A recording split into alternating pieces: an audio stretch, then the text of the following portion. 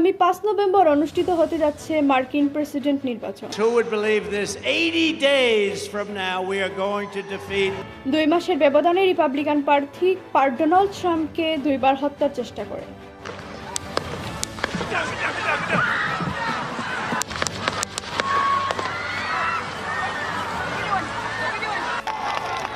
আগামী 5 নভেম্বর অনুষ্ঠিত হবে মার্কিন প্রেসিডেন্ট নির্বাচন।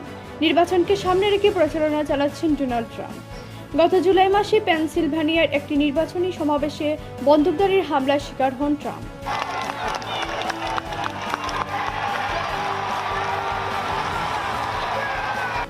এর ঠিক 2 মাস পরে আবারও হামলার শিকার হন তিনি।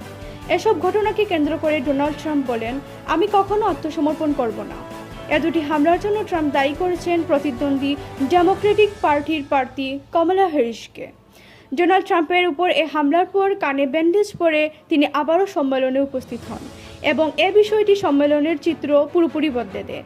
সেদিন দর্শক সারিতে থাকা রিপাবলিকান দলের সমর্থকেরা ট্রাম্পের অনুকরণে কানে প্রতীকী ব্যান্ডেজ পরে উপস্থিত হয়েছিলেন। কিন্তু এই হামলার পর মাত্র 1 সপ্তাহের ব্যবধানে নির্বাচনের মাঠ থেকে সরে দাঁড়ান জো বাইডেন। ডেমোক্র্যাটরা প্রার্থী হিসেবে সামনে নিয়ে আসেন কমলা হ্যারিসকে। কিছুদিনের ব্যবধানে ব্যাপক সমর্থক আদায় করেন কমলা হ্যারিস, আর অন্যদিকে ডোনাল্ড ট্রাম্পের একক জনতার ভাটা পড়ে। রাজনৈতিক কৌশলবিদ রিনা শাহের ধারণা মতে ভোটাররা যার উপর বিশ্বাস রাখেন তাকে সমর্থন দেন।